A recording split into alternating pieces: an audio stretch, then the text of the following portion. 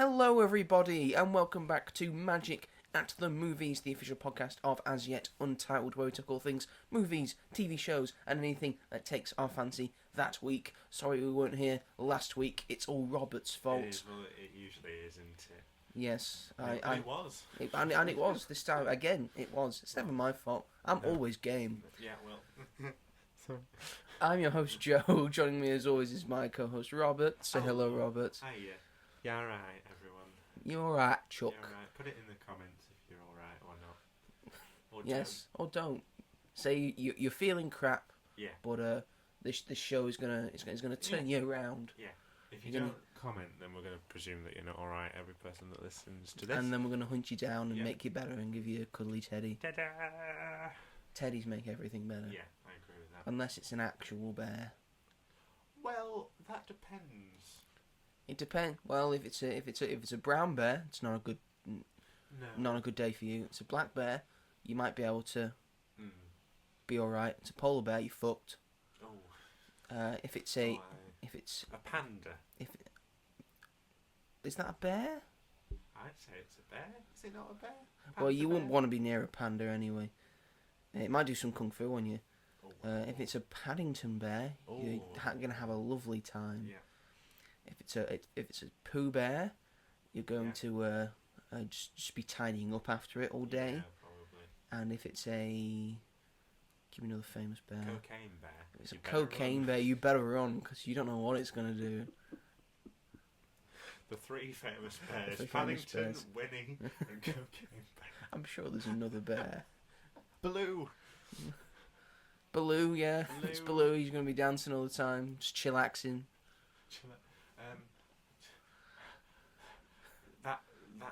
The country bears, Bernstein's bears. Bernstein bear. Bernstein. Yogi bear. Yogi bear. Yogi bear. Is that every famous bear? Yes. That's it. That's all the bears. I think bears. we covered them all. Yeah, we have. I know you're gonna say, why didn't you say Little John from Robin Hood? It's the same bear as Baloo, really. Well, it is, it's pretty much the same. It's the same actor. Yeah, they recycled all the animation and stuff, so, which is fine, because it's still a good film. Yeah. But no, Little John. He's big, that's the joke. That's the book, he's big. Oh, that's the joke, yeah. Oh, I didn't realise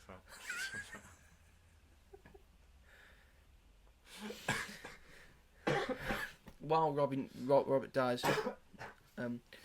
Welcome back to Magic at the Movies. Today we're going to be talking about the trailers that we saw during the Super Bowl. Mostly during halftime. Lots of stuff to talk about for the Super Bowl. We'll get into it. Yeah. And we'll probably talk about some movies that we have seen during the time that we've been away. Yeah. But first, we're going to start off the show like we do every single week with our first recurring segment, which is... What have you been up to this week? Yes, what have you been up to this week? This is the segment of the show. We discuss what have we been watching, playing, doing, reading this week. These past 2 weeks. So, Robert, kick us off. What have you been up to this week? I've watched a few films. Mm-hmm. Well, the reason why I wasn't here is because... all week for uni we've been creating a showstopper program, so it's like a 40-minute news program about the environment, and I was one of the reporters, so I had to go out and interview a sustainable theatre group in Ormskirk, which was a lot of fun, and then I also was one of the presenters that presented the program, so that was also a lot of fun. But it was just a very, very busy week. It was like every day. A presenter and on... Yeah. And an on-site reporter as well. Wow. But it was fun. It was great. We went to like a nature reserve that we live sort of near to, and it was a lot of fun. Just very tiring. Disgusting. How dare you? I never. You started it. Emissions. You started it. I excused you for coughing. I was quite nice about it. Yeah, well, I've got a certificate that says I'm allowed. You've come here all guns blazing. I'm very sorry. But yeah, so that was that. But I did watch a few things. I watched All That Jazz, the Bob Fosse Yes. sort of semi-autobiographical film about when he made Chicago, Mm. but it's like masqueraded with fiction instead. But it was so good. It's an incredible film, yeah. The musical numbers and the choreography and just I described it as like it was like a glitteringly morbid cloud, because like the last 20 minutes, half an hour are very depressing and morbid, but it was brilliant and I loved it and I was obsessed with it. And then I also watched Dread, which we've talked about on here before, because Yes. are comic book films that aren't Marvel or DC. And that was great because you recommended this one, not the Sylvester Stallone one. No. Watch that one. But the Carl Urban one, it was really good, and I had a really good time in it. It flies by, and it's a zany, crazy little bloodbath, and it was just a lot of fun. Such a great action romp. Definitely, and the world is so cool. It's like I want to know more about that world. It's a shame we're never getting that Mega City 1 TV show. They should. Come on, people would watch it, right? I can lend you my Judge Dredd big like omnibus thing of like his first few editions. Because I didn't really know the full concept, but it's a world where judge, jury, and executioners. Yes, like, you're all the same thing. Yeah. He's got a cool gun as well. He's got a very cool. His gun, the gun's real cool. It's got different modes. Different type of bullets and little things. That was a lot of fun to see. Like, oh, what's he going to use next? Just like so it was just cool to have, like, it did feel like a comic book film, but just have it feel different and for it not to be sort of limited by studio executives being like, no, you can't make it like. They went full out on it and they made it graphic and brutal, and it was very much appreciated. Like, you see those bodies splat when they hit the ground. Oh boy, do you! You can't escape it. But that was also really, really great. And I've also been watching a little bit of telly. So am I being unreasonable? Do you know this show? Yes, I do. Daisy May Cooper. Season 1 came out like 3 years ago now, and I loved it. I think it's hilarious. And then season 2 came out last week. I basically binged it because it's 6 episodes, 30 minutes each. Like, that's the easiest thing to watch. It was really good. I really liked it. I preferred season 1, but just because this was more of a setup for season 3. Yes. It ends on so many cliffhangers. Like incredible cliffhangers. So many cliffhangers. But that's what shows like to do these days. But it was like, I don't know, it was just, I was really enjoying it because of how funny it was, and I loved Daisy May Cooper and Lenny Rush and stuff like that. But I don't know, the story was just a bit like, developments happened, but you didn't really get any answers to anything, which I think was okay. Kind of, but that hopefully with season 3, and hopefully that doesn't take 3 years. And I've started watching. I'm halfway through Amandaland, which is the spin-off from Motherland.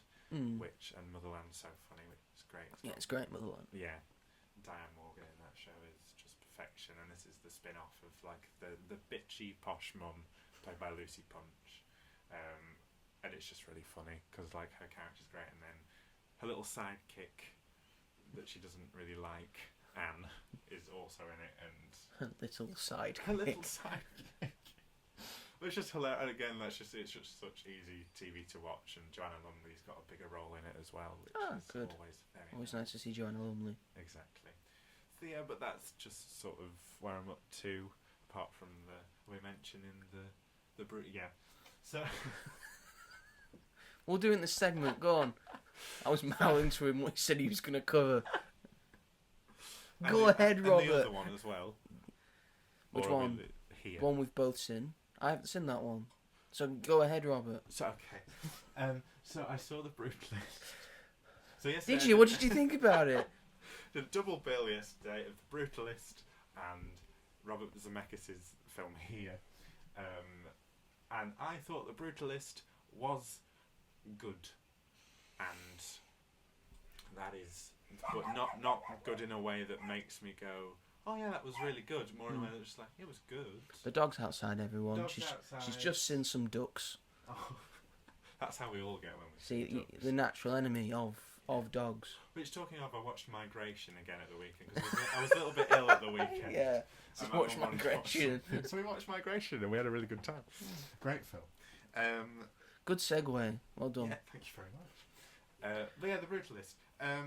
I appreciated the interval. I think the interval was my favourite part, which sounds awful, but I appreciated having a film that was 3.5 hours long and it gave you a chance to go to the toilet. Yes. Or get more snacks or a drink or whatever. It gave you that time, and I think that other films with similar length should take note. It helped with pacing, I found. Definitely did. It seemed to whiz by a lot faster than I thought it would. The first half I thought was okay, very much what I thought of Oppenheimer, which I know is an unpopular opinion, but it was people talking about things I don't understand, so I couldn't really invest myself in it. Culture yourself then, you swine. I know, that's what I just don't have the brain for these films. I'm just like, so what does that word mean? And I'm just sat there like, I don't know what. You just like, make the dance.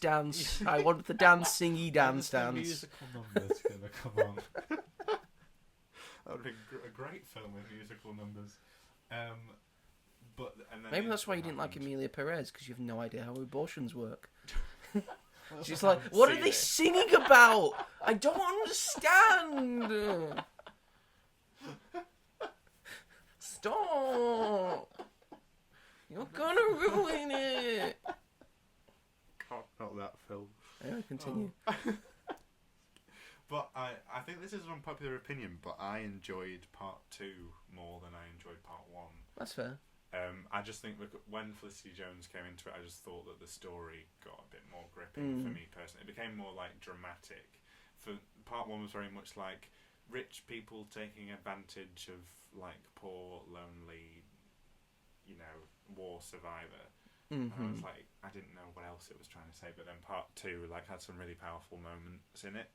Like Felicity Jones' like final big moment I just thought was amazing. And like her and Adrian Brody and Guy Pearce, they were all really great. I just found the second part to have more story and substance to it for me personally, and I was more entertained by it. But I respect it as a film. I think it's made wonderfully, and some of the shots are incredible. The way that they like utilise architecture and within certain shots, it's very immersive. It's very cool. But the ending did leave me a little bit confused, if I'm honest. Things were kind of left a bit open-ended. Yes. And it kind of feels for the sequel. God, no. The Brutalist Part 2. This time it's personal. Ancient Adrian Brody savage. But I liked it. I didn't dislike it. It's just not my kind of thing. But I'm glad I saw it. It was either that I saw that or Dogman, and I was like, what should I actually see? Well, maybe something that's been nominated for an Academy Award. I will be seeing Dogman this week, but well, yeah. But yeah, so I saw that, and then I saw also yesterday I saw Here, the Robert Zemeckis film, and I really enjoyed it, but Zemeckis just goes too far, and it's ridiculous. So the premise is... How could he have gone too far? He's just left a camera in one room. That's the thing. So, how's that going too far? He's done pretty much nothing. It's what happens around it. People that don't know, the whole film is from one point of view. Yeah, one point of view. It's one shot throughout. Yeah. Throughout time, it does not change. Yeah,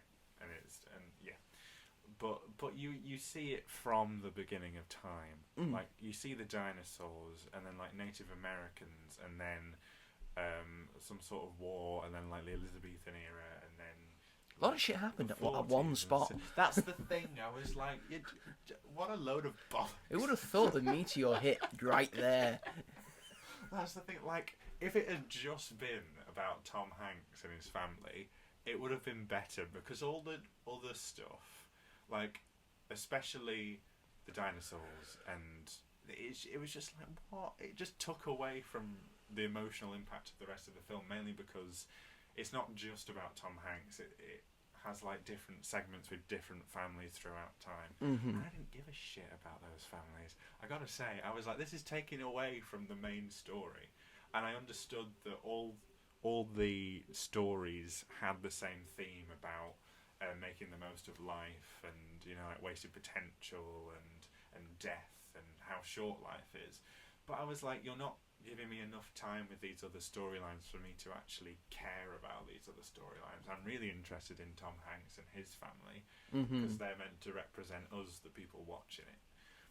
And they also had really weird young CGI Tom Hanks and Robin Wright, and it was really creepy. I hated it. It was like Indiana Jones and the Dial of Destiny all over again. And it had like Tom Hanks's like 70-year-old man voice when he was supposed to be 18 years old, and that was really off-putting. But it's very entertaining. It's actually quite funny. There's a lot of funny bits in it. Paul Bettany's in it, which is always a good thing. I like Paul Bettany. And yeah, I enjoy it. It was very entertaining, but Robert Zemeckis goes too far with his gimmicks, and he's like, look at what I can do, cool show, and it's like, it's not really worked for you recently, has it, Robert? Let's be honest. I didn't even like Polar Express, but here we are. But he's obsessed with doing things to Tom Hanks's face. I'm just obsessed with Tom Hanks, which is fair enough. He's his muse after all. He uses him in almost everything. If it came onto streaming, I'd watch it. Like, I think I'd have enjoyed it more if it went straight to streaming and been more impressed with it. But I think, and this was would it have the same impact if it's not on a big screen? No, I think it would have just been the same. And some of the performances I felt were very cheesy and unbelievable and sort of on the nose, as was some of the dialogue. I really sound like I hated this film. I didn't. It was enjoyable. You've got a lot. There's just obviously a lot wrong with it. I'd say that I liked it more than I disliked it, but it was cool because it was different. But yeah, and that's all I've got to say. That's about all I that. got to say. So that's me for this week. Even though I've been busy, I think I've watched quite a few things. I think you've done all right. Yeah.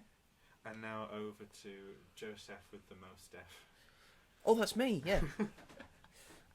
Well, for the past few days, I've been preparing myself for Captain America Brave New World. Oh. And so I rewatched Captain America the Winter Soldier. Nice. Still holds up. Yeah. I think it's still probably the best MCU movie, you could say. Good. Bold statement. I don't think a lot of people would agree, I think. And then I have also just rewatched Falcon and the Winter Soldier as well, because I wanted to remind myself of how Sam Wilson fully got the shield in his journey towards that. Yeah. And I mean, I liked it when I first watched it. I know it has its detractors, and it's got a lot of stuff wrong with it. Of saying, we haven't made the villain look villainous enough, so she has to do all of this stuff to make people know that she is the villain. Blows up a house and Sam's like, leave her alone. But I think what the show gets right is showing that Sam Wilson is the right fit for Captain America, of him having trust and belief in people, which is why he's the perfect fit for it. Yeah. And it's also good at showing, because when John Walker gets the shield, he becomes US agent. He's going to be in Thunderbolts soon.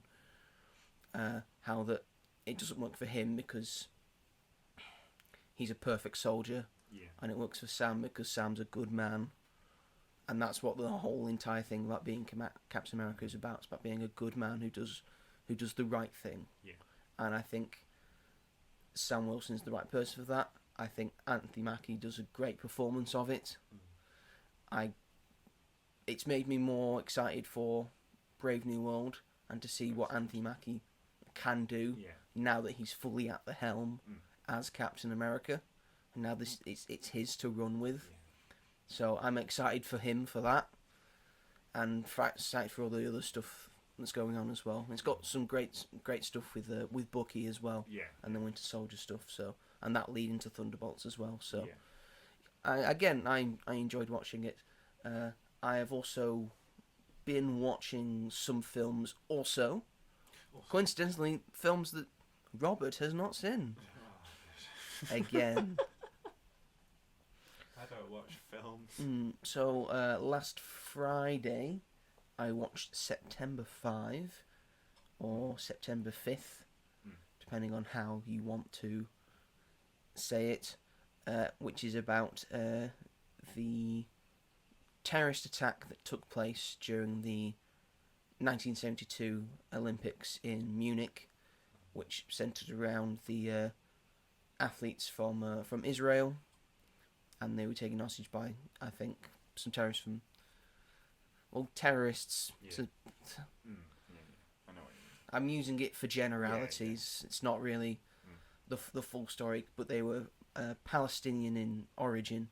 I believe the attackers were, and it's a story of the sports coverage people from ABC, I believe it was, who were at the very centre of it, or at least a couple yards away from what was happening.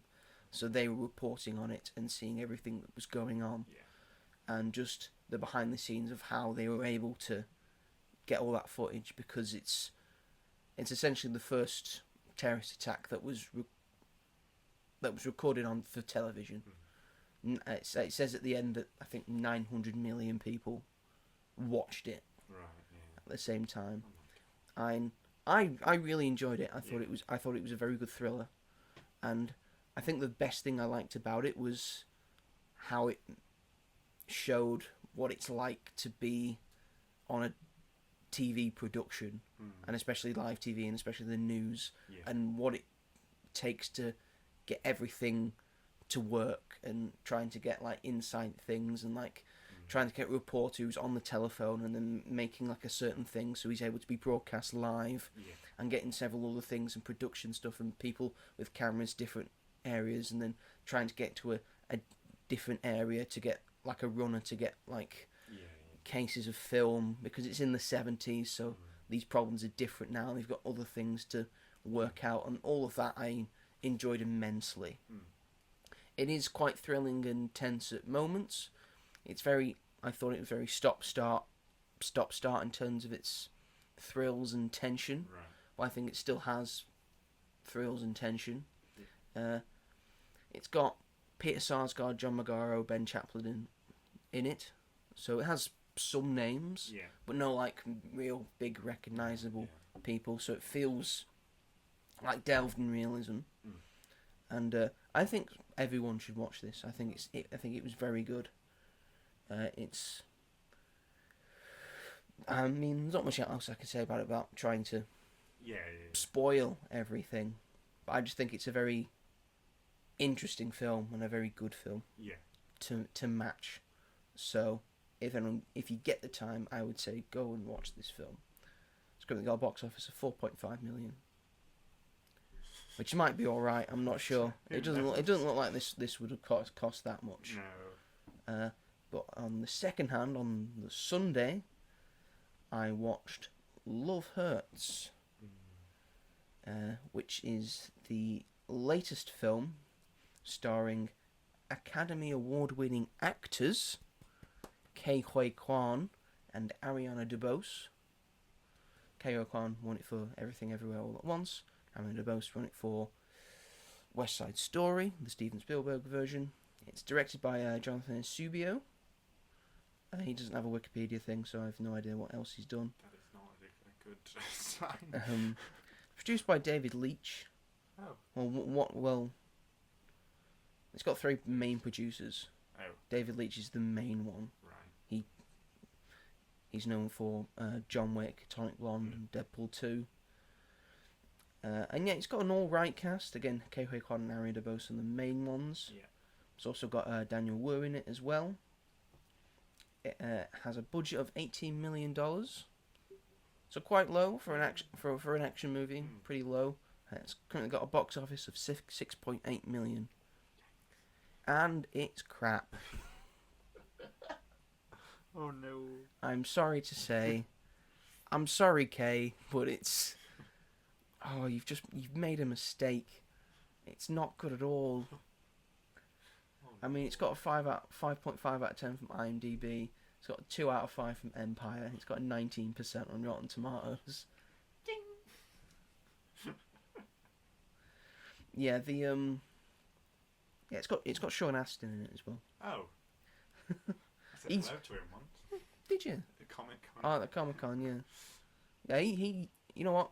Sean Astin's good in it, Fair enough. and I quite liked Ke Huy Quan in it Yeah. as well. And I would say most of the action, which is the main part of the films, the thing they have to probably get right. Most of it's pretty good, Okay. and it looks quite well choreographed. Yeah. You can clearly tell that it's Ke Huy Quan doing all his own stunts, which is nice to see, and going back to his roots because he became a stunt coordinator when he couldn't get any jobs in acting, and he obviously put a lot of effort into the stunt coordination and making the action look very good. Yeah. It's very Jackie Chan, Oh, that's cool. like very like off the cuff, like sort of like kung fu, like using your environment to your advantage, which is what I always like. I mean, Yeah. I look at like sequences from Jackie Chan movies all the time. They always look like real cool and real fun, and they're always real fun to watch. That's where the positives end for me. Actually, you know what? There's like two. There's there's two main henchmen, Right. and they're quite fun together. Oh. like they're doing mad stuff. They're getting beaten up a lot. Yeah. All right. Okay. And the other one, and because it's a Valentine's Day movie, so it's centered around Valentine's Day, Yeah. and one of them has had a falling out with his wife. Oh. And they have like a running joke throughout the entire thing of him trying to get back with his wife. Right. And finally at the end, he gives her a voicemail. And at the end, when they've both been beaten up, Yeah. he opens his phone. Yes, she's taking me back. He's like, yeah, man. So that was pretty fun. Again, the rest of it, not so good. Besides the action, the rest of it's not very good at all. Like, it's not really, the story's not compelling at all. No. It's very by the numbers. Oh, right. Like, you'll see it coming a mile away. Yeah. The cinematography's not very good. Like, again, very generic. Yeah. Like, apart from the action, a lot of parts of this film are very generic Right. and very boring. Oh. And the writing and dialogue, piss poor. I worded it nicer in my review. The dialogue's piss poor. I did hear about that. Yeah, and sometimes they're just spraying out lines that don't mean nothing. Right. And the dialogue makes it sound like they think the audience is an idiot. It's one of those kind of dialogues, like they're having to explain every single thing, like we wouldn't fucking know, because we're watching the same film that you're acting in.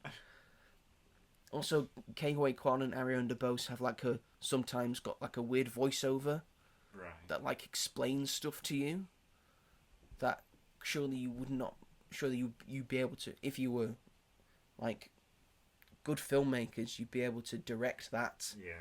better without needing a voiceover. Yeah. I feel like that's been put in post because they didn't do it properly with your camera work and your direction or any of that. You could have put it across much better than that. It's a shame, this one, because I was quite looking forward to it. Yeah. And I was quite looking forward to see what Ke Huy Quan did next. And Steven Spielberg told Ke Huy Quan to go after this one, and just... What? I think Steven's lost his touch. Yeah, if you want to see this, do not see it in cinemas. Right. Wait until it goes to streaming. If you want to see it, there's no point watching this in cinemas. Isn't it sad that we have to say that sometimes? Like, don't go and see it because it's not worth it. It's not worth it. Again, completely not worth it, this one, and it's a shame. And it's a shame that it's like a recurring thing that most people, when they win their first Oscar, just don't make a lot of good films for a while. He's in Zootropolis 2.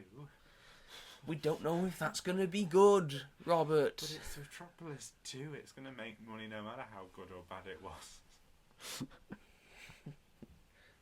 I don't know if you've noticed, but Disney's not really on a good track record right now. They did that film. When? Marvel's been alright recently. That's Marvel. Disney had that thing. Moana 2 made $1 billion. Inside Out 2, I mean That's Pixar. Pixar.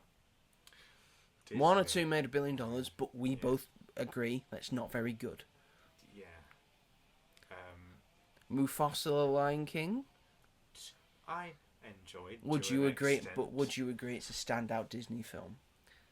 Would you agree it's on caliber with some stuff that they're famous for and have done in the past? Yeah, no. No. Name me the last good thing that Disney Studios or Walt Disney Animation Studios did. Wish. I liked Wish. No one else did, but I liked Wish. Pointless arguing you about Disney. All the wrong opinions. I have to really rack my brain. Little Mermaid. That was 2023. See, and that's the point. No one can name one. No one really talks about that film anymore. Exactly. But I think it's really good. You can think that as much as you want. I really love that film. I haven't seen it. You've not seen it? The live action Little Mermaid. I got sick of live action quite a while ago because they're saying the same things over again. It's good. You can't if you go and see Snow White in March and don't watch The Little Mermaid. Animation I will is be not pissed. a genre, it's a medium. I wasn't doing this in 2023. Tough shit. To prepare for Snow I White. watch it you for. need to go I back will and watch it for this everything. show Thank you. because we do this show Yeah. now. Yeah. Meaning I have to watch shit. So yes, we will be watching Snow White. Whether it's probably going to be shit, but Those terrifying dwarfs. yes. Do you know what? The trailer came on yesterday, and actually, if you took the dwarfs out, it doesn't look great, but it doesn't look like terrible. But if you take the dwarves out, it's I not know, Snow I know, White, I is it? know, I know. They're a very integral part to the story. If the dwarfs were actually people, then it would be a lot better. But no, they filmed it with people, and then thought, do you know what? No, we're going to reshoot that whole thing and spend like another $100 million because the budget for this film is $260 million. And it looks like shit. Yeah. Yeah. Hi ho! Hi ho. I'll still be there on It's opening day. alright. I'm there for Rachel Zegler, if anything. At least she'll nail the song. Yeah, of course, exactly. I quite like the new song that they've put out because it's the same people that did Great Showman, the same songwriters that have done the new music for it. Interesting. You didn't get the Manuel Miranda? No, because He was busy. Mufasa had him for it. And I quite liked the songs in Mufasa. I thought they were better than the ones in Moana 2. Yes, they were. All the songs were better than the I songs. actually went and listened to some of the Mufasa songs, but Moana 2 I had like the day after I listened to one of them. You couldn't be and asked. never listened to it again. A completely fair thing there. Well, that's what I got up to. Shall we move it along Yeah. to our main topic of discussion All aboard. this week? Because America had a bit of a thing, didn't they? A big sporting event that they like to do every February. The Puppy Bowl. Yes, that. Let's talk about the big trailer from that. We got a snippet from Superman. We did. A closer look at the costume and makeup and suit of Guy Gardner as Green Lantern. The only bowl I need. That's the only ball I need. The actor's not Guy Gardner. The character is called Guy Gardner. Nathan Fillion. It's being played by Nathan Fillion. But as well as that, we also got a thing called the Super Bowl, Da-dum. which is the big final for the National Football League. Yeah. Again, the National Football League, but they crown a world champion. And it turns out America 59-0 now. Oh. They've gone 59 years undefeated in Super Bowls. Wow. Yeah. That is So, congratulations, America. World champions for the 59th year running. Wow, incredible. Yes. Other memorable moments were, well, first of all, it was the Taylor Swift's boyfriends. She got booed, didn't she? Yes, Kansas City Chiefs, because people are sick of the Chiefs. Versus Taylor Swift's actual favourite football team, which is the Philadelphia Eagles. Oh, I didn't know that. Yeah. Well, my sister told me. Oh. Because she would know. I was going to say there's a fact there that So, you yeah. knew and I didn't. Yeah, that's why when I was watching it, she's just wearing like a white thing and like some glittery pants. Like she's not supporting either side. Because she wants to support her boyfriend, but she also wants to support her actual favourite team. So she would have liked the outcome whichever way. I mean, I enjoyed the outcome because the Eagles are my guys. So I enjoyed them just absolutely trouncing the Chiefs. Right, yeah. Yeah, I've seen the Chiefs play and I thought they were very aggressive and a bit like twats. They were very... Yes, they've been using like... A lot of people have been calling them cheats to get to the Super Bowl. They think the refs are on their side. Which might be true. I'm not sure. I don't know. I'm not like a deep dive into the NFL. I only ever sometimes watch the Super Bowl. Yeah. I only watched the first half, and then I got to the main bit that we're going to be talking about, and then I watched the halftime show, and then I switched off and went to bed because it's so goddamn long. They take so long. They have full quarters, and every quarter's 15 minutes, and every quarter takes about 30 to 35 or 40 to run like 15 minutes down. It's very stop-start. That's why I don't like the NFL. Yeah. But there are some actual, exciting moments that I quite enjoyed, like when, like all the touchdowns and stuff, and people like catching things like from a pass and stuff. It was all right. Again, that wasn't the main fun bit of the Super Bowl. No. Again, it was fun to see my boys win. It was fun to see the crowd boo Donald Trump, who's the first president to turn up to watch a Super Bowl, using $20 million of taxpayers' money to do it. And on our viewing of it from Sky Sports, we could hear the boos, like in every other country except America, who piped in cheers. It just makes me like. Yeah. And also, Kendrick Lamar was the halftime show. What's this bit about Drake? Oh yeah, he's had beef with Drake, and his like big hit that he won all the Grammys for. Is basically it's a Drake diss track. Oh, I see. So, and it's a good song. Oh. I just heard someone talking about it. I was like, and he got Serena Williams, who was Drake's ex, to crip walk to it.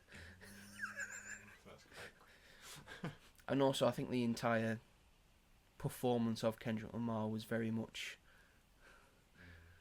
very resistance based and rise up and don't take no guff from that fucking guy that's in the stands. Yeah. Who's spending 20 million of your taxpayer money to sit there and then leave early. Yeah. So yeah, there was a lot of like political stuff to do with that. And also a dancer, a Kendrick Lamar dancer who was on the thing, held up a Gaza flag at the end and was quickly escorted out, and apparently he's getting banned for life from every sporting event. America. Anyway, we're not here for any of that. We're not here to give you any of our opinions on what just happened there. We've given you the facts. We're giving no opinions about that because this is a film podcast, a film and TV podcast. So we're going to be talking about some trailers that we saw. There is a whole episode of us ranting about and that's America. it. Go back and listen to we that. We could do another ranty podcast about all the shit that he did in January alone. Could make a whole season. Well, that's not what we're here for. We're not here for. We're here to talk about the Smurfs. We're here to talk about. Let's start it off. The Smurfs. Oh, We're no. talking about the trailers at the Super Bowl. Yeah. Some some like small spots and actual full trailers for various films and TV shows.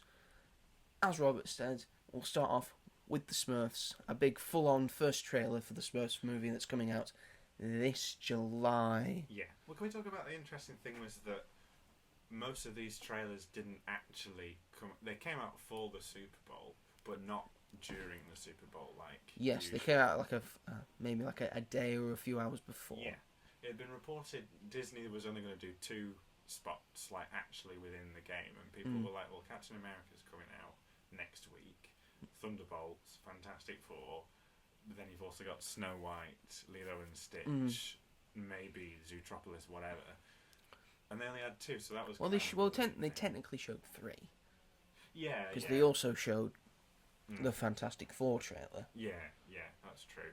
But it was like they'd actually paid Yes, to debut. Yeah, you have to pay. You have to something. pay to debut a thing on the Super Bowl, and that's the same for all like adverts like Popeyes and Taco Bell, and there's a good Hellman's mayonnaise one that brings back Harry Met Sally, and Sydney Sweeney's in it. She's popular. I know she's popular. Do you not like Sydney Sweeney? She's okay. She's a Trump supporter, I think. I don't think she Her is. mom is. Well, that doesn't Her make mum her hosts one. Trump rallies. That doesn't make her a Trump Yeah, but she supporter. made a joke about it on SNL. Really bad. Anyway, stop. Stop getting sidetracked. No, so it was just weird that that's usually not how it works. It's usually they pay for a spot, but a spot is very expensive. So they did a tiny Lilo and Stitch one, which was Stitch running around on the pitch, which was quite funny, but it wasn't Again, a trailer. we said we'd start with the Smurfs. Sorry, Smurfs. Do the Smurfs first. Smurfs, We will get to it. I didn't think it looked very good. Did you not? I also thought the same. I thought it looked like Trolls, but worse. They're doing the same thing. Oh, we'll bring them to the real world. Like, we've not seen that before, have we? The same place as they did doing the second one. Just do an animated film. Just do it. What? I know it's hard because you've done like 3 already. And that animation is going to look so much worse in the real world. It's not going to make sense. It's Well, going to look hold like the up. Tom and Jerry one, and that wasn't good either. But this, oh god, when it started and they were all having a dance party, and then Influencer Smurf came on screen, I was like, stop it. No, the Trolls have done this, and the Trolls are very successful with doing that because kids love them. But why are they modelling their approach more after Trolls rather than... Because Paramount other has stuff? Smurfs, Yeah. and they need to get into that market. It was very kid-oriented, this trailer. Because it will be a very kid-oriented film. It will. Which is probably why I won't watch it. Because I don't want to go into a cinema opening day to see the Smurfs and look like a perv. I will be there. I'm not making that mistake again. Oh. But I also don't think Rihanna's a good fit for Smurfette. neither did I'm sorry, I like Rihanna. Me too, but it took me out of it. I was like, that's just Rihanna. That's not Smurfette. I didn't... That's the person doing the soundtrack. Yeah. That's not Smurfette. It's just all just like, oh, we need to do another Smurfs film. Like, who actually needs another Smurfs film, let's be honest? Those people that have got like big rooms full of Smurf stuff. Oh yeah, there's like 5 people in Texas. Probably in the UK. Probably in the UK. But someone, because they debuted the teaser for the actual trailer was a stop motion, like through Smurf Village onto a TV, and that was stop motion. And people were like, "Is it going to be a stop motion film? Imagine how good that would be if it was stop motion. It'd be great. Get Aardman on it; they'll do it." I think from this trailer, it's going to have like various different animation stuff because they're being like different. Some of it maybe works. worlds and stuff. Some of it looks kind of cool, and I like that the animation's a little bit different. But in the real world, it's not going to look good. You seem to care a lot about because Smurfs. I just couldn't believe how shit it was. I was like... Because at the start of the year, you were very excited when I announced the Smurfs were getting a movie. It could have been good, like an actually good Smurfs film. And then now Papa Smurf's got a brother. Gargamel's got a brother called Razamel. Yes. Who's Papa Smurf's brother played by, though? I can't remember. It's the guy from Parks and Rec. Chris Pratt? No, the other one. I don't know. I've never seen Parks and Rec. He's in The Last of Us. Pedro Pascal. No. I haven't seen The Last of Us either. Good God. What else has he been in? No. Who's playing him? The guy with the... He's in Civil War. He's the president in Civil War. The guy that's dead? Yeah, the guy that does die at the end of Civil War. Spoilers for people who haven't seen Civil War. I can't remember. I don't know what his name is. I can't remember. I'm sorry. It doesn't say on here. Give us a second. Give us a second.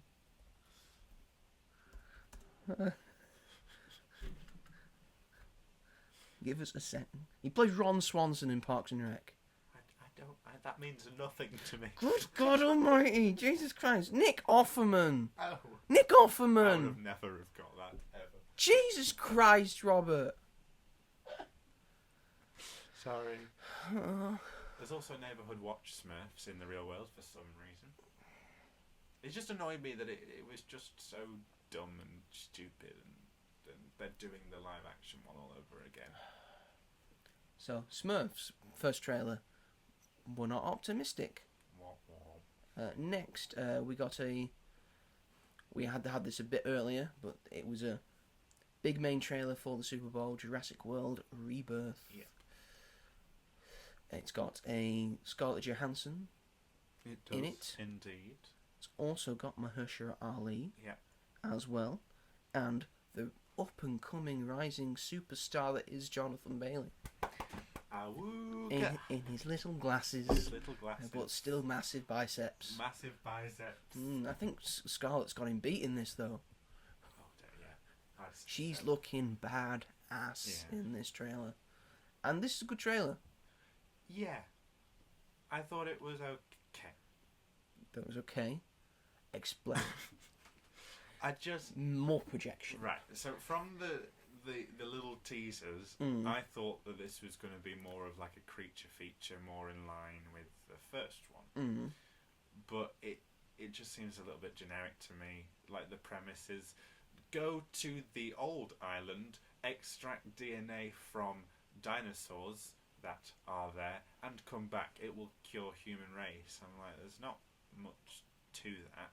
And isn't the Earth already inhabited by dinosaurs? That's a good point.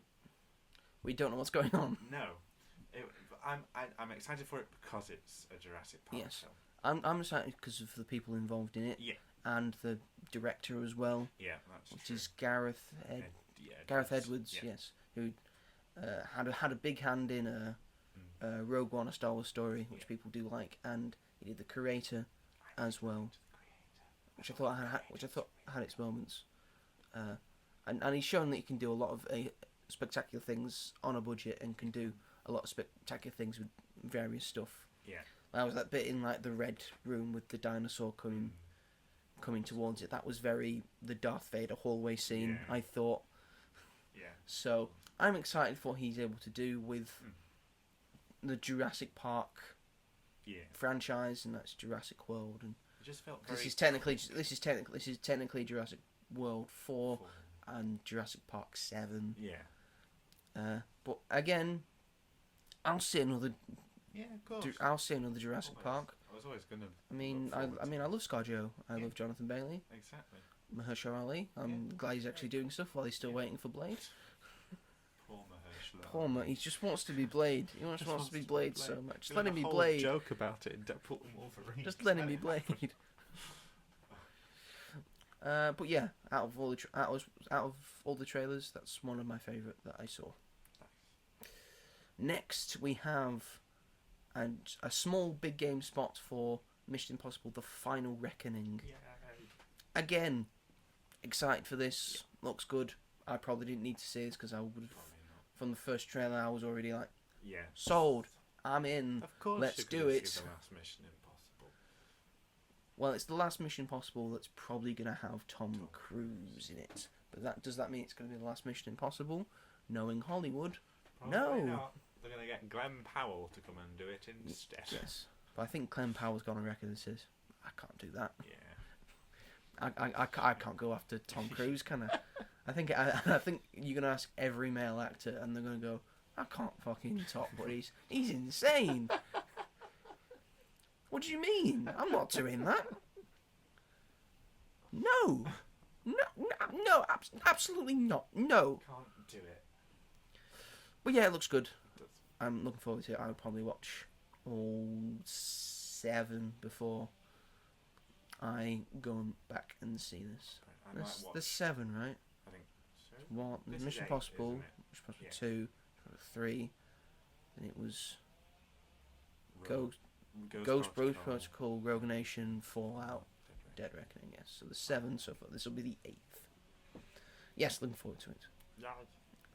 Then we also got another smallish trailer for Novocaine. I didn't see this one. I'm sorry. Again, it's just adding on to the trailer that you have seen, and again, still very excited for this. I think still looks very good. Jack Quaid. He's gonna have a bumpy year. Yes. Very bumpy year. Even my companion's box office isn't very good. But it's a very good film. It's really good. But it's a very good film, isn't it? It is. It's a very good film. Sometimes you just get by and just being in very good films. It might take on a new life in streaming. Hopefully, Novocaine makes money. Please make money. Please, people of the world, go and see good films. Go and see good films. Go and see the good movies.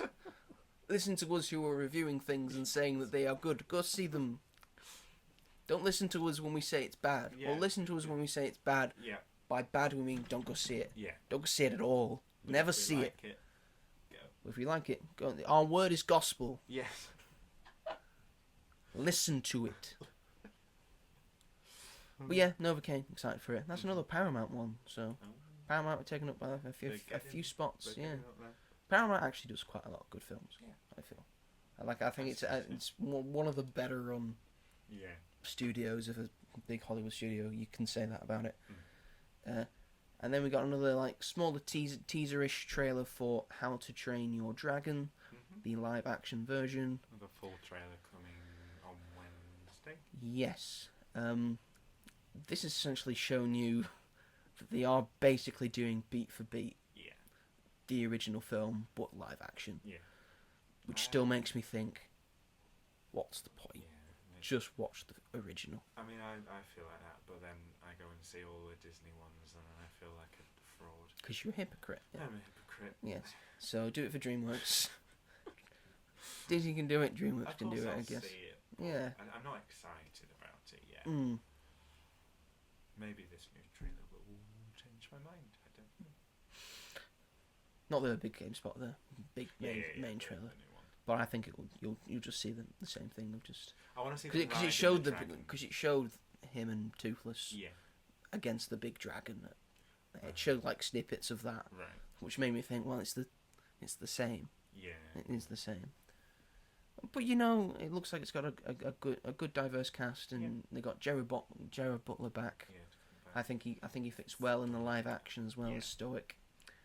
Does that mean they're going to get Kate Blanchett for the second one? That would be nice. And it makes sense to do it. Next, as you teased previously and almost ruined the order of things. Not me, never. We got a little a fun Super Bowl thing for Lilo and Stitch, of Stitch running around the arena and people trying to catch him, and him just messing around. Which was cute. It was sort of cute. I think it's for people to get used to the look of Stitch. Yeah. I think that strategy is working. Like I said to you before when we were driving over here, maybe you just don't need to have a full trailer, because I mean, people know Lilo and Stitch. People really enjoy Stitch. Yeah. If you go to any Disneyland, the amount of fucking Stitch merch there is everywhere is insane, and it gets sold because people love Stitch. Yeah. Because he's an adorable little psychopath, and everyone loves adorable little psychopaths. That's very true. I would like to see what it's going to look like first, though, because I'm just so curious about how it's all going to work, and especially with the aliens, because they're so different. You know, most of it's set in Hawaii, but the opening is set in space. Yeah. So it's like, how are you Very going to different. make that it works with animation because of course it does.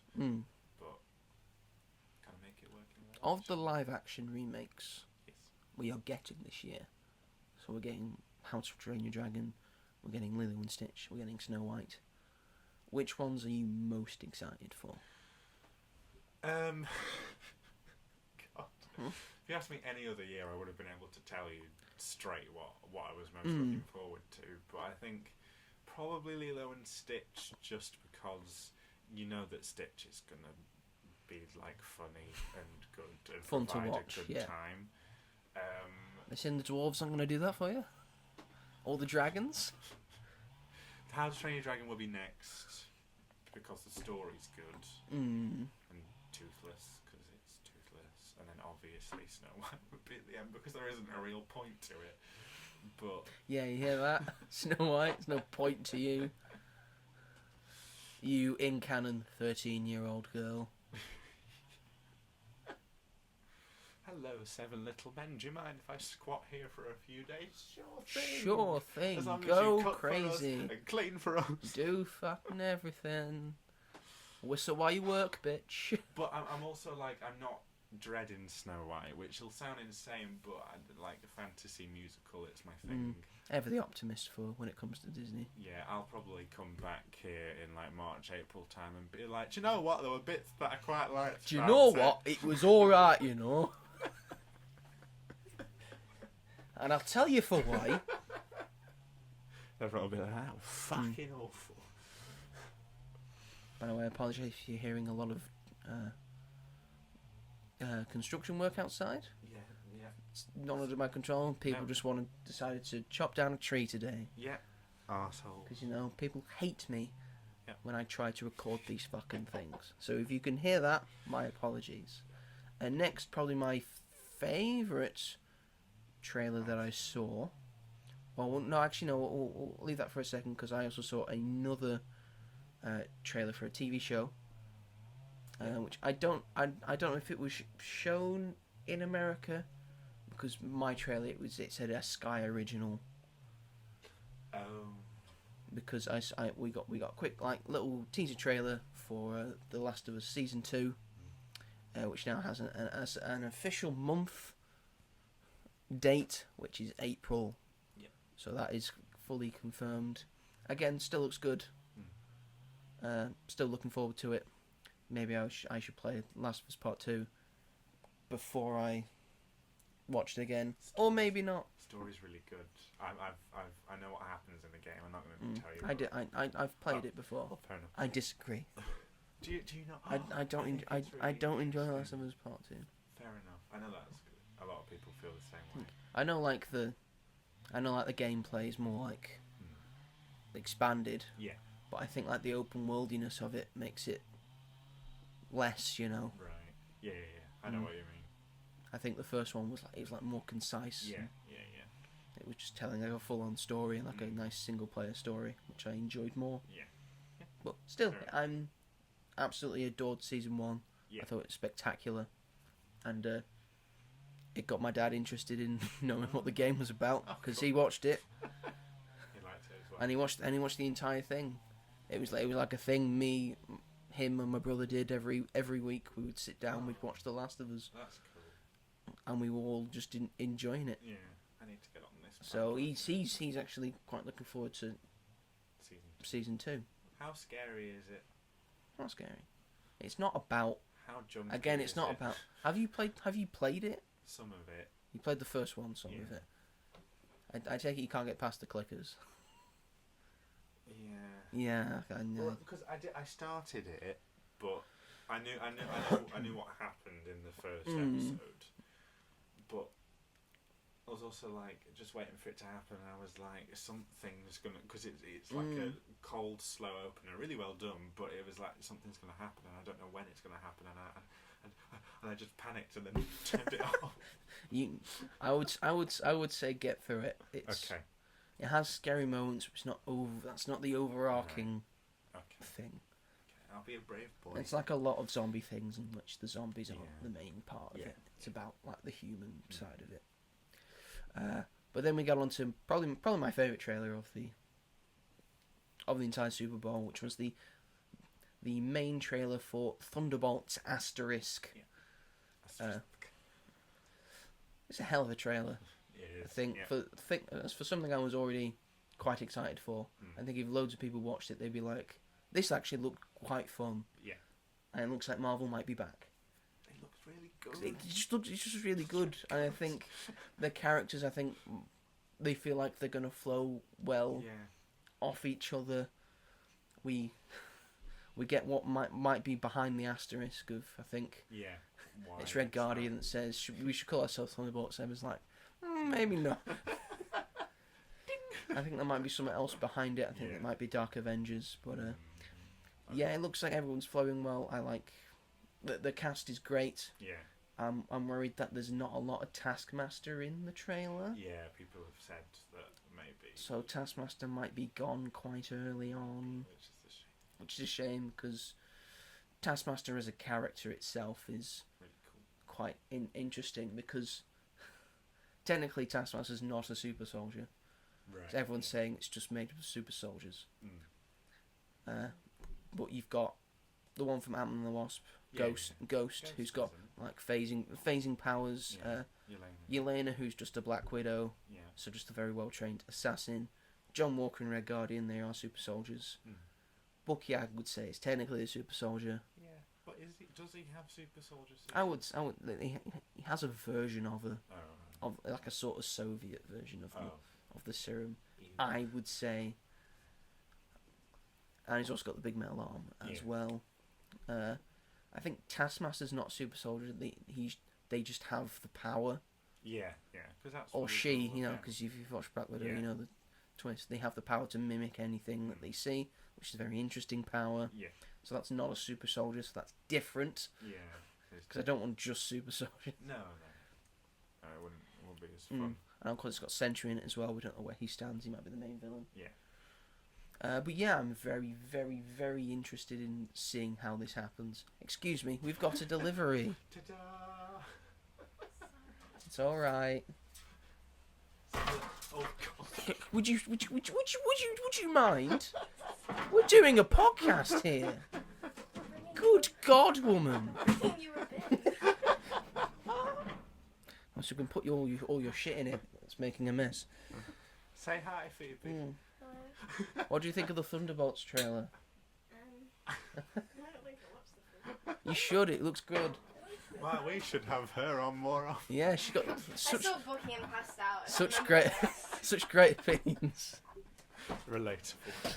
I saw Red Guardian and I nearly passed out, but I held myself together. And cooking with Flo. And Cooking with Flo, yes. Flo. I mean, I'm always there for it.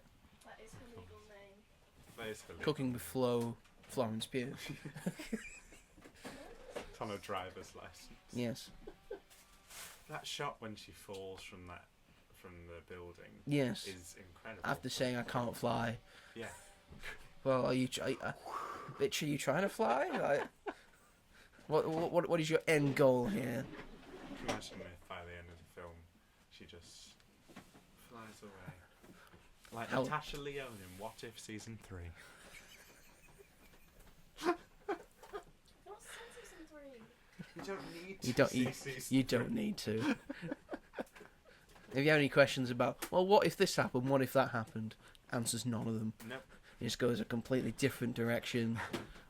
No. What if scenario what in if that this thing season. happened? I don't care. What if Why would I care about that? What if Captain Carter, Storm, Howard the Duck and Darcy's child, and Corey from Season 2 all got together to fight the Jason Isaacs Watcher people? What the fuck? Who came up with that? They sort of lost me when they did what if Darcy fucked a duck. That is technically that is one of the That is one of the episodes. that is one of the episodes. You see And them it's in already built on hospital. on the back of a different what if. Yeah. It's oh, What if Darcy fucked a duck Yeah. and she gives birth to an egg And that egg is like the most valuable and the creature most in the powerful world, thing in the world apparently? Like every Marvel character's like after it. Every villain. And in it Thanos gets trampled to death. Thanos gets trampled to death. What is with Thanos dying in that show? They've they've considerably nerfed him ever since Endgame. I hate him. It's kind of funny at this point, though. Every time he comes back, that's what they should do. Yeah. Just see They just bring Josh Brolin in for a few lines and then he's gone. Getting split in half by Ultron in season 1. Yeah, just not like it were nothing. So yeah, Thunderbolts looks good.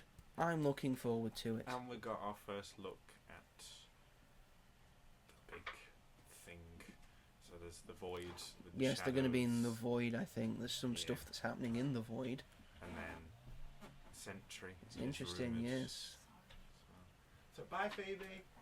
Bye. My sister's called Phoebe. She's been name dropped now. Officially. Try not to dox my family, please. Sorry. His mum's called Stephanie.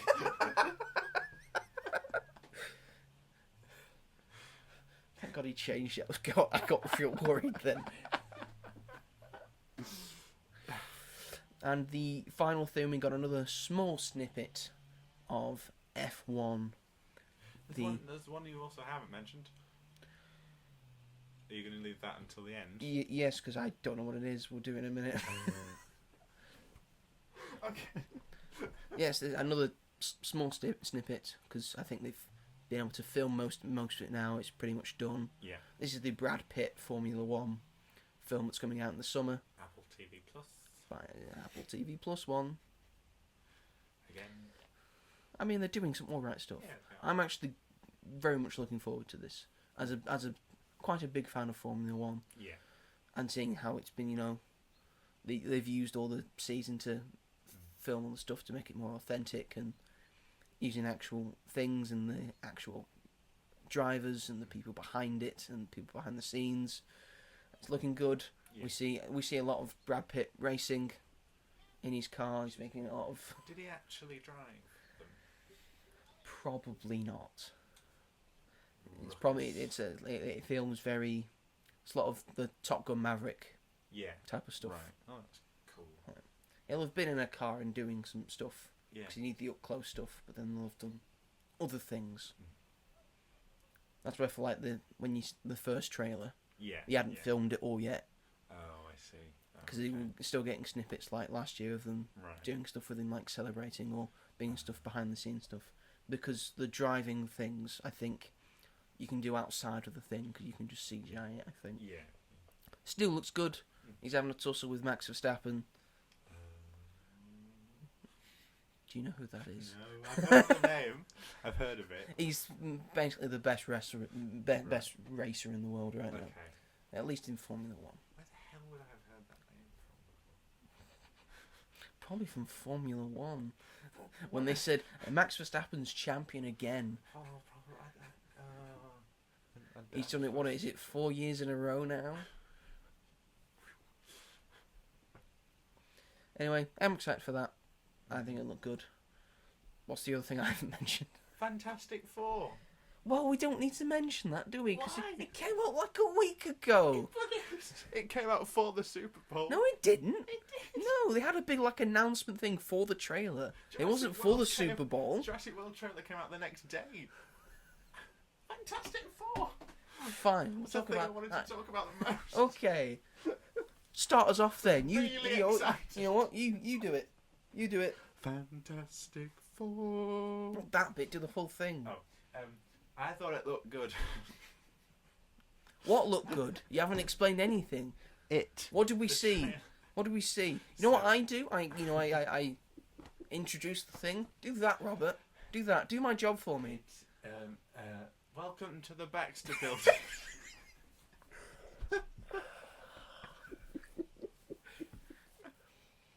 Okay, well, in the trailer, so... We saw a trailer. Another trailer In the that you trailer. showed at the Super Bowl. We get a first look at Pedro First main Pascal trailer as for... Richard for Fantastic Four. And we actually get to see Pedro Pascal, Vanessa Kirby, Joseph Quinn, and the man I don't know the name of, who plays the thing. Cousin. Cousin. The bear. Oh yeah. It's in That's the why they bear. had that silly little joke. That was the only thing I didn't like about this trailer was they spent a good 30 seconds on that gag. It's to with get the used to thing the. taking It's to getting used to the thing as well.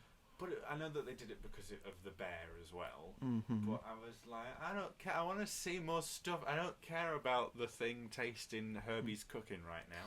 I'm okay. Is he called Herbie? It's called Herbie. Yeah. Herbie, thank God. I thought It's I got it Ebon mixed up. Moss Bacharach. He's playing the thing. Sorry, say that Ebon again. Moss Bacharach. Oh, okay. I've never heard Or that Backrack. name in my life. Backrack. Again, he's in the bear. Yeah. But apart from that, I thought that I'm very interested and very intrigued. It has WandaVision vibes, which I'm all for. It's very Production 60s. design, production values.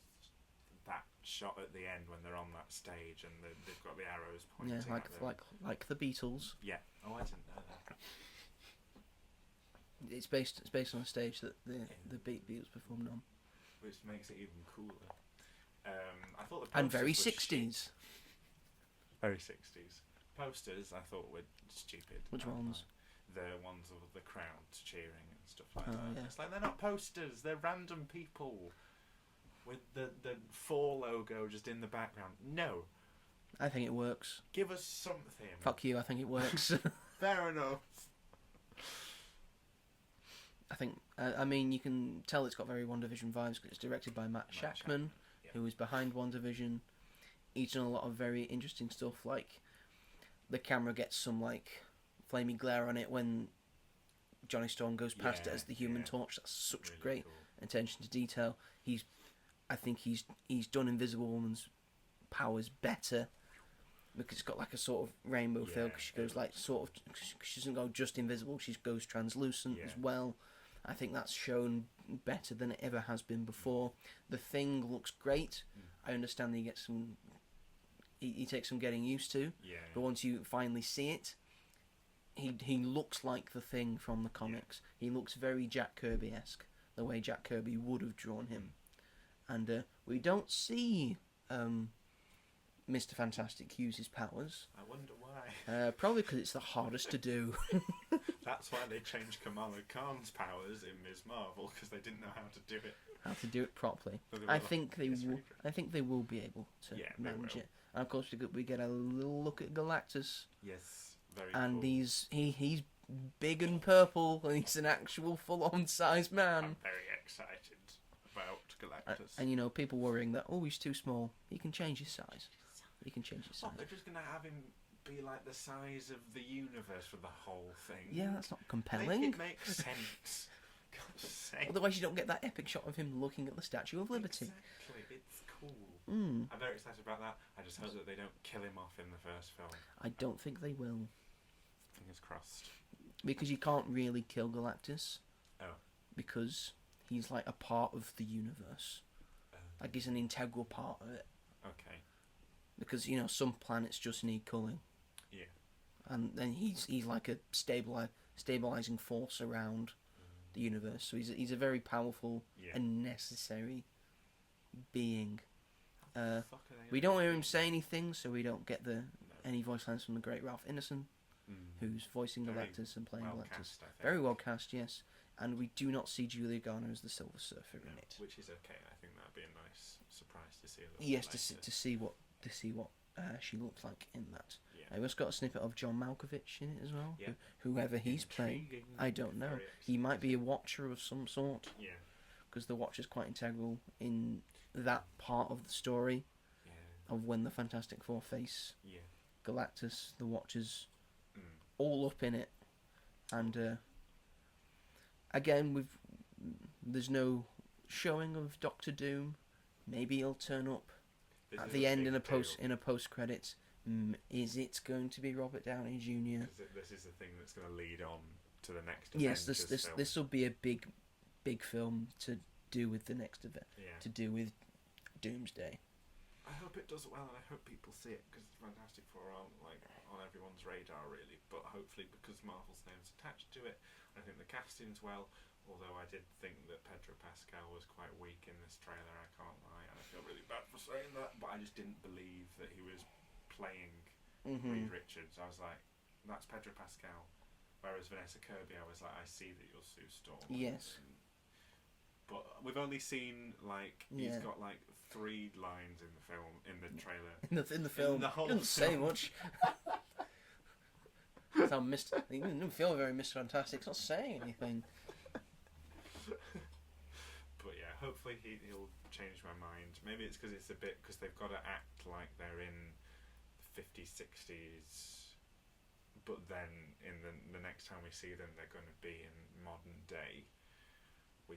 We don't know, because we think that Doomsday is going to be a multiverse story.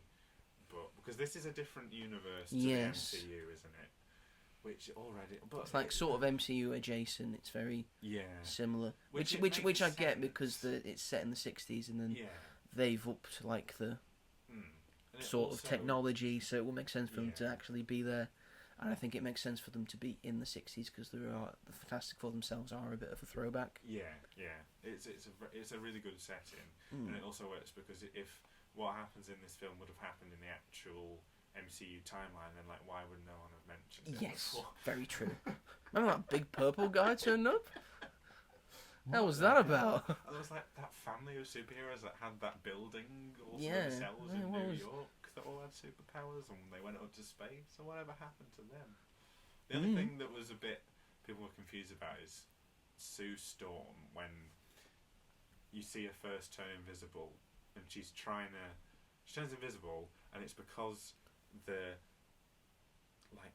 sparks from the ship are falling onto her face, and then she turns invisible, and then they go straight through her. But that's not Sue Storm's powers.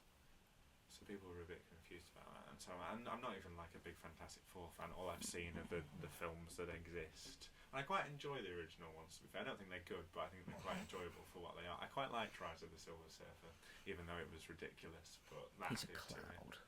Why is he a cloud? I saw someone say that I think Galactus isn't a cloud. They got so many things right about in that film. If you look at the Silver Surfer in that film, I liked that's perfect. Yeah. You got it perfect. And it's one of the first instances of you getting a superhero's costume and look. Yeah. Absolutely 100% nailed. And that was it. And Galactus. And then Galactus was a big cloud. But I'm really looking forward to it. So am I. Again, another one of my anticipated things. July's going to be a big month. Oh my god. Oh. Because we just had we had 3 trailers for films that are coming out in July. So we had Smurfs, we had Jurassic World Rebirth, we had Fantastic Four, and we've also got Superman as well. Week after each other, which is mad. That's gonna be Superman, insane. Jurassic World, Smurfs, Fantastic Four. How are they gonna compete against each Big other? month, big month, big month. I hate it when films do that. Doesn't matter to us. We'll see all of them, I know. won't we? I just want them all to do, not the Smurfs, but I want the rest of them to do. I don't want the Smurfs to do well at all. I take back everything I've said previously. And I loved and I hope that we get I don't know who's someone significant's working on the music for it, but I loved it. It gave me chills when you see the shot of them, and it was fantastic. It was incredible. I was like, yes, that's incredible. I love it. Wish I could just get that on Spotify so that I could just listen to just that bit over and over again in my ears. And I also love the fact that in July, both Marvel and DC are going back to the things that made them. Oh, yeah. Because DC's first big success was Superman, and Marvel's first big success that started the whole Marvel universe was the Fantastic Four. Now you're just as excited as I am for it, and I greatly love that. The costumes are so good as well. They look so 60s and campy and cool. Very excited. So yes, that was the Super Bowl trailers, and we thought most of them were alright. Yeah, I'd say so. And pretty good, and we are looking forward to most of the films that are coming out after this. Actually, talking about them's got me more excited about. Well, there you go. This is summer movie season. You know what? It's looking like a pretty good summer movie season. Yeah. I will say we've got a lot of big hitters there that definitely. are hopefully going to be good and do well. Please. We hope. Fingers crossed. Please don't fuck up Superman. Please don't fuck up the Fantastic Four. Can they just not both be good? Please just let them both be good.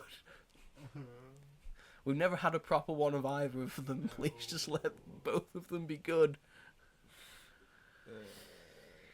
Anyway, is that the show? That's the show, my friend.